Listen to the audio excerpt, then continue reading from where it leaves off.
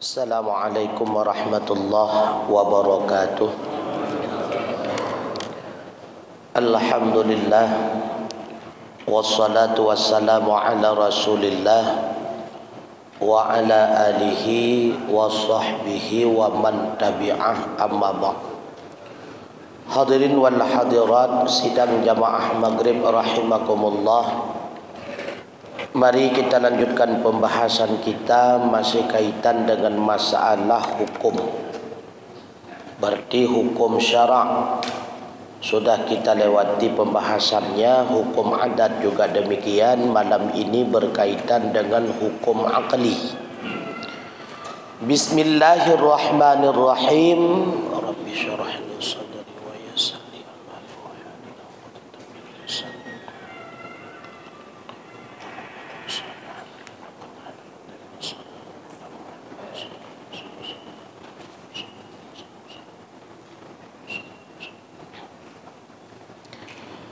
Wal hukumul aqliyu huwa isbatu amrin li amrin au nafihi anhu min ghairi tawaqqufin ala takarrurin wala wadi'a wadi'an.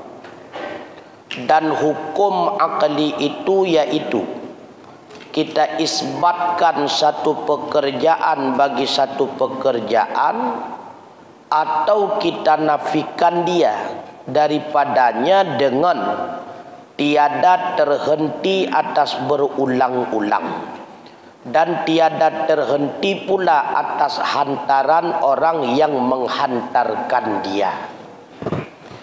Hukum akli, hukum yang terjadi dari rasional, hukum akal. Apa itu hukum akal? Menetapkan sesuatu ada atau tiada, bukan atas dasar kejadian berulang-ulang, bukan pula atas dasar wudi'a wadi'un, ada yang tetapkan, tetapi dasar rasionalitas.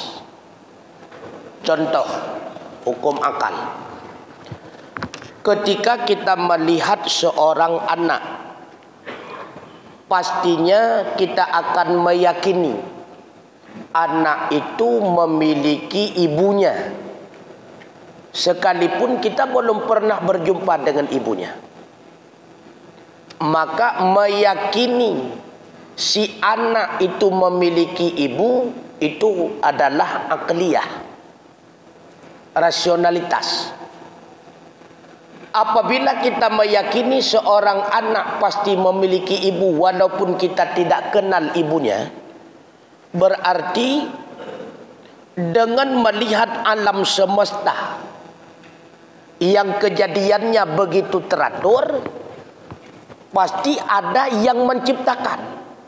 Tidak mungkin alam semesta itu ada dengan sendirinya. Itulah yang dinamakan dengan hukum akliyah. Maka hadirin sekalian, hukum akli itu ilmu yang rasional itu sekurang-kurangnya terbagi kepada dua. Yang pertama termasuk kepada hukum rasional, yaitu ilmu riyadhi. Itu ilmu yang rasional. Kalau istilah sekarang ilmu matematika, riyadhi. Yang kedua ilmu mantiqi. Itulah yang dinamakan dengan ilmu logika. Maka ilmu matematik itu rasio. 1 tambah 1 mesti sama dengan 2. Hanjat lain tu.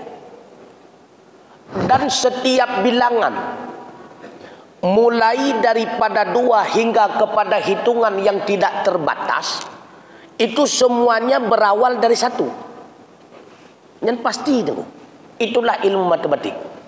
2, 3 hingga jumlah triliunan, berapapun jumlah bilangan tersebut, tetap semuanya berawal dari 1. Begitu pula ilmu mantiq. Satu makhluk, bahkan semua makhluk, itu semuanya berawal dari satu. Itulah dari Allah Ta'ala. Maka sama-sama logis. Oleh karenanya hadirin sekalian, pembahasan ilmu tauhid ahli sunnah wal jamaah itu dilandasi yang pertama di atas dalil, baik dalil itu dalil naqli ataupun dalil itu adalah dalil aqli. Maka dalil naqli yang menjadi landasan dalam pembahasan tauhid ahli sunnah itulah Asy'ariyah dan Maturidiyah. Yang pertama Al-Quran, yang kedua hadis. Hadis pun mesti hadis yang mutawatir atau hadis masyhur. Tidak boleh dijadikan landasan dalil tauhid hadis dhaif.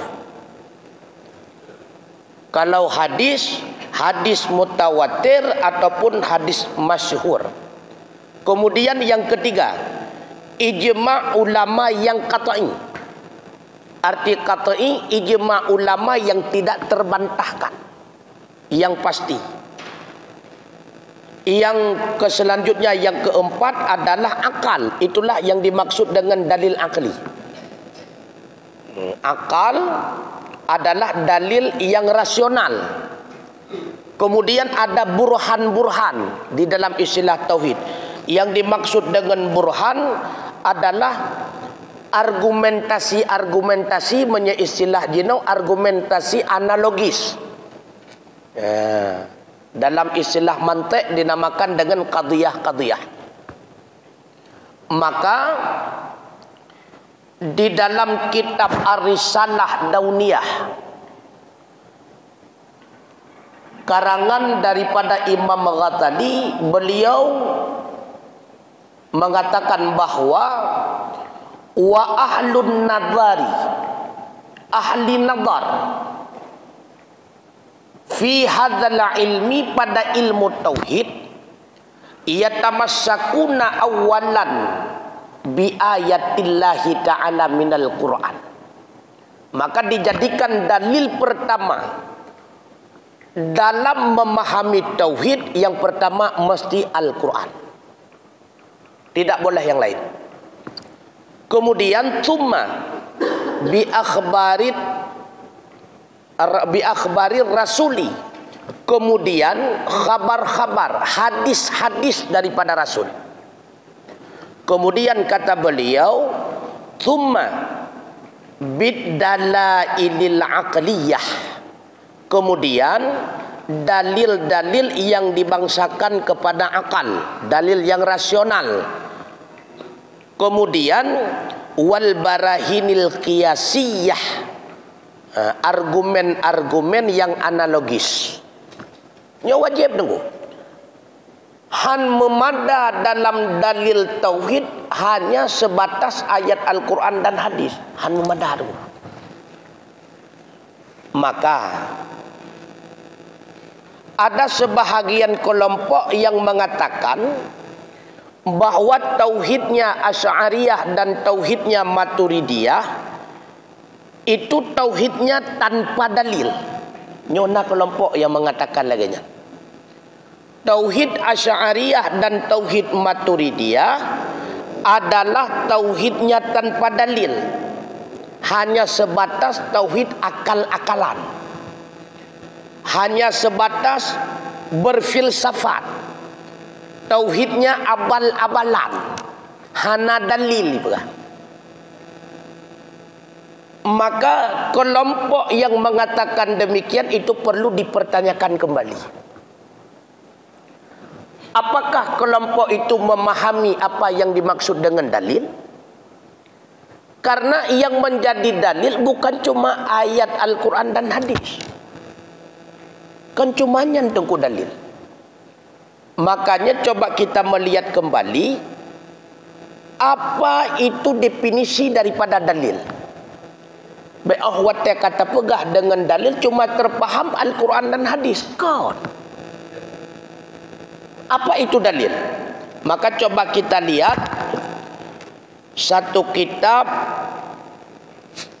milik daripada Syekh Al-Amidi. Nama kitab Al-Ihkam fi Usul Al-Ahkam. Beliau mendefinisikan apa yang dimaksud dengan dalil. Wa amma hadduhu 'alal 'urfi usulli, dan adapun definisinya dalil berdasarkan di atas ulama ahli usul, fahuwa ma yumkinu tawassulu bihi ilal ilmi bimatlubin khabariyyin. Dianya itu sesuatu yang memungkinkan sampai kita dengannya kepada pengetahuan bimatlub khabari, pengetahuan yang bersifat berita, bukan pengetahuan indrawi. Artinya apa? Butuh kepada dalil karena sesuatu yang ingin kita ketahui tersebut tidak dapat dilihat. Sesuatu yang ingin kita ketahui dapat dilihat, hanya butuh kepada dalil. Baitan yang lega pakiban kameng yang kelagenyan dia tak pakiban keberat yang kenyan dia kalan. Maka dalil itu dibutuhkan agar kita tahu, paham, memahami sesuatu yang bersifat khabariyah, bersifat berita, tidak dapat dilihat. Karenanya kata beliau, wa huwa munqasimun ila aqliyin mahdhin. Maka dalil itu terbagi yang pertama kepada aqliyin mahdhin, akal semata-mata. Itulah yang dinamakan dengan dalil akli. Yang kedua wasama'iyyin mahdhin, sama semata-mata. Yang dimaksud dengan sama itulah dalil nakli, baik Al-Quran ataupun hadis, atau diistilah dengan dalil tekstual. Yang ketiga wa murakkabin minal amraini, tersusun daripada dua ini, yaitu menyatu antara akliyah dan nakliyah. Maka dalil nakli itu, dalil nakli berupa tekstual Al-Quran ataupun hadis ataupun tekstual daripada kitab-kitab, ini memungkinkan multi tafsir dan memungkinkan qat'i. Makanya butuh kepada dalil aqliyah. Ayat Al-Quran tunggu hana yang mandum qat'i tunggu. Hadis Rasulullah tunggu hana mandum yang qat'i. Apa itu qat'i? Pasti. Hana tunggu. Nah, yang multi tafsir, ketika kita melihat maknanya, ketika kita melihat artinya, terpaham kepada maksud yang lain. Nyokino butuh kepada dalil aqliyah. Makanya ada dalil Al-Quran yang dinamakan dengan dalalah qat'iyah. Arti dalalah qat'iyah, petunjuknya sudah jelas. Hanale terjadi multi tafsir. Yang qat'iyah, yang pasti. Nah, yang dalalah dhanniyah, petunjuknya belum jelas. Maka di antara ayat Allah yang qat'iyah dalalah, qul huwallahu ahad, yang qat'iyah. Katakan oleh Muhammad, dianya Allah itu esa, nyen hanali multi tafsir. Allahus samad, lam yalid wa lam yulad wa lam yakul lahu kufuwan ahad, yang pasti. Yang multi tafsir kaitan dengan tauhid, Ar-Rahmanu 'alal 'arsyistawa. Ya kan multi tafsir. Istiwa itu apa? Ada yang mengartikan istiwa itu bersemayam. Memang beliau Allah itu zat Allah tinggal di tempat tersebut. Menyelagannya tak artikan Allah tinggal di tempat tersebut. Mustahil dong. Bahkan mustahil. Subhana rabbika Rabbil izzati amma yasifun. Maha suci Tuhan engkau hai Muhammad, Tuhan yang maha agung, amma yasifun, daripada sesuatu yang mereka sifatkan. Mereka mensifatkan Allah itu beranak. Maha suci Allah daripada anak. Mereka mensifatkan Allah itu memiliki tempat. Maha suci Allah daripada tempat. Mereka mensifatkan Allah itu terkait dengan waktu, dengan masa. Maha suci Allah daripada waktu dan masa. Laisa kamitslihi syai'un. Kalau dalam kaitan fikih, ayat Al-Quran yang masih memiliki multi tafsir, seperti salah satu quru'in, iddah perempuan yang ditalak oleh suami ataupun mati, salah satu quru'in, 3 quru'. Quru itu terjadi multi tafsir. Ada yang mengartikan quru 3 kali suci, ada yang mengartikan quru 3 kali haid. Karena makna quru terbenar haid, terbenar suci. Oleh karenanya Tunku Mutua, tanpa dalil akli semua tidak akan terselesaikan. Bahkan kaitan dengan tauhid, sungguh banyak ayat-ayat Allah yang memerintahkan kita untuk senantiasa mempergunakan dalil akli itu. Di antaranya itulah Al-Quran surah Al-An'am kaitan dengan Ibrahim. Wa idza qala Ibrahimu li abihi azar, kan? Al-An'am ayat pada 70 pada 76 nya 76 nya 76. Ada 70 per sang 70 per. Wa idza qala Ibrahimu li abihi azar. Ketika Ibrahim berkata kepada bapa, bukan ayah kandung, kepada ayah angkatnya, kepada ayah yang memeliharanya bernama Azar. Apa kata Ibrahim? Atattakhidhu asnaman alihah? Patutkah engkau mengambil patung berhala, engkau jadikan patung berhala itu sebagai Tuhan? Ini mengajak getanya untuk berlogika dulu. Cocok ilahnya. Patung berhala yang terjadikan sebagai Tuhan, sedangkan patung berhala engkau yang ukir, kemudian engkau pula yang menyembahnya. Cocok. Yang berarti cocok atau hana tergantung kepada logika dulu. Begitu pula surah Al-An'am ayat 76 sampai 79 yang menceritakan Nabi Allah Ibrahim mencari Tuhan. Ketika Nabi Allah Ibrahim melihat bintang, mungkin inilah Tuhan. Kemudian ketika bintang menjadi hilang, apa kata Ibrahim? Saya tidak suka terhadap yang hilang menjadi Tuhan. Kemudian Nabi Allah Ibrahim melihat bulan, mungkin inilah Tuhan. Rupanya bulan pun hilang. Apa kata Nabi Allah Ibrahim? Seandainya Allah tidak memberi petunjuk kepadaku, sungguh aku akan senantiasa berada dalam kesesatan. Kemudian di siang harinya Nabi Allah Ibrahim melihat matahari, mungkin inilah Tuhan karena dia jauh lebih besar, karena dia itu cemerlang. Kemudian matahari pun menjadi hilang, berarti itu bukanlah Tuhan. Kemudian Ibrahim berkata kepada kaumnya, aku berserah diri kepada Allah. Artinya apa? Mengajak kita untuk berpikir. Mungkinkah yang begini Tuhan? Mungkinkah layak begini sebagai Tuhan? Mungkinkah layak begini terjadi pada Tuhan?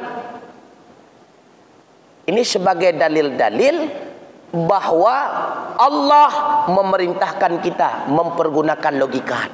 Maka hukum akli inilah hukum yang dipergunakan di dalam pembahasan Tauhid Asy'ariyah dan Maturidiyah. Karenanya maka yang dikehendaki daripada hukum yang 3 ini, yaitu hukum akli jua pada ilmu usuluddin. Dalam pembahasan ilmu tauhid, maka yang diperuntukkan hanyalah hukum akal.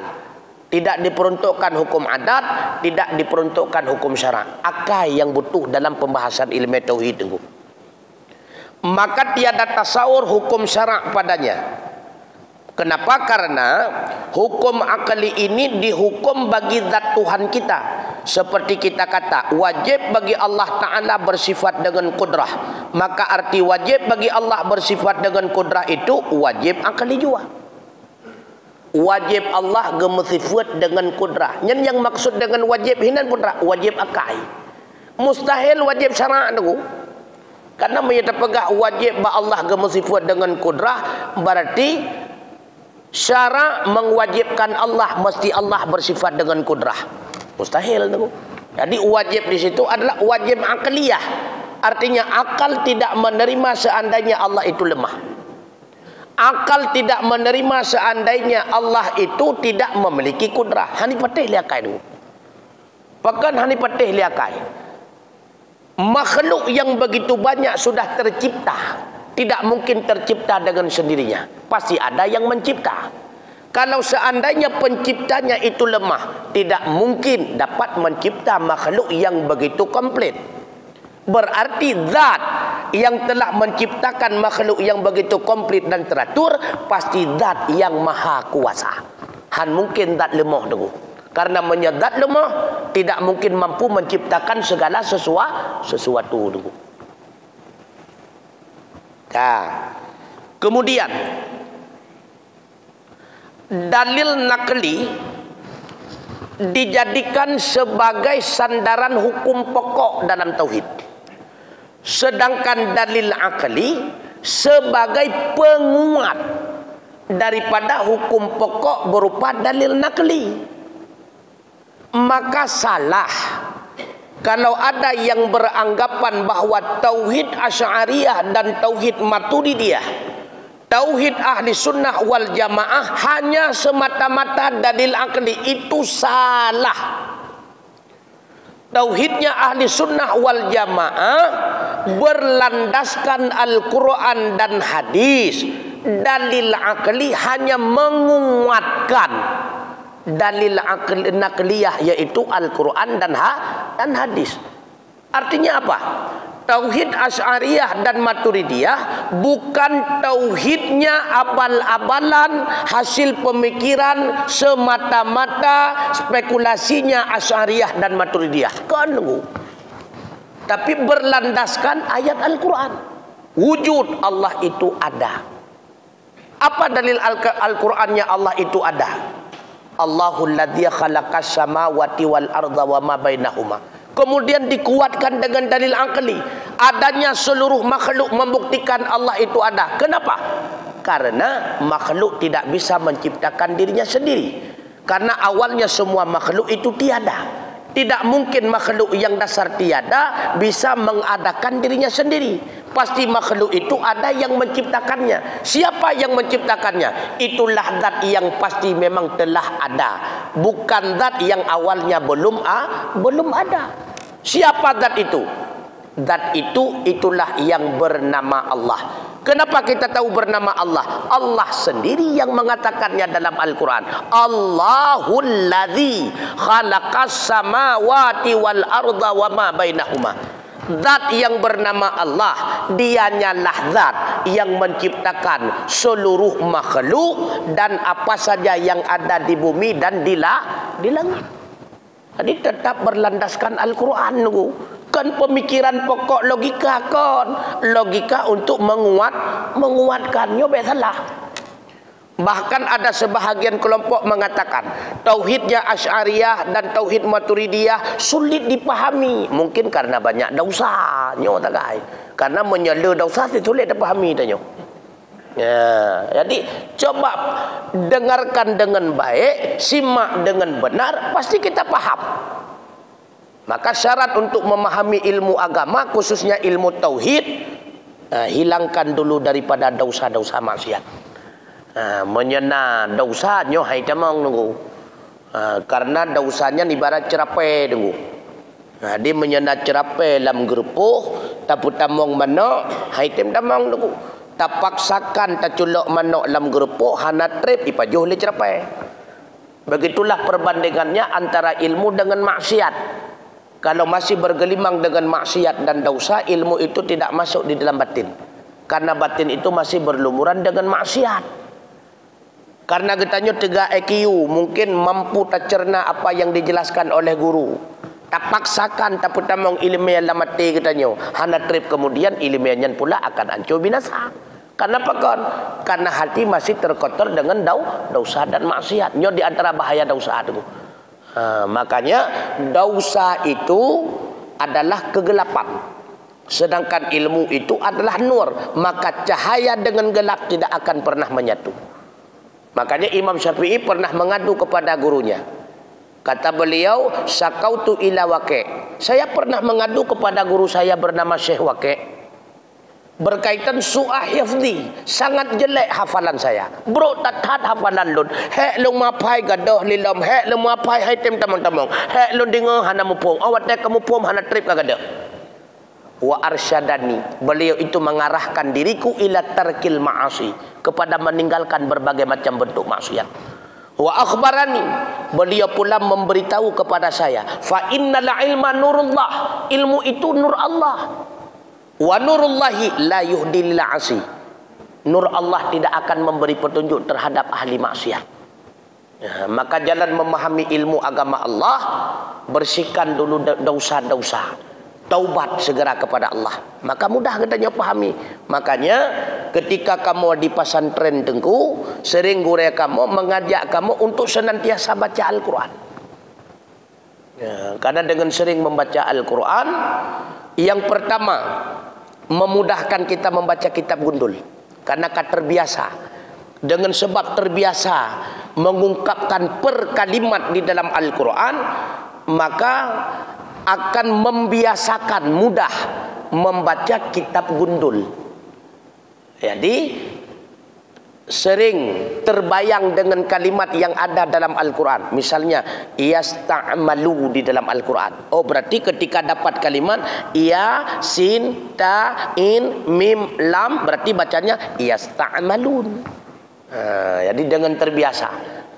Begitu pula sering puasa sunnah Senin, Kamis dan sebagainya. Jadi bertobat dulu daripada maksiat agar mudah masuknya ilmu agama Allah.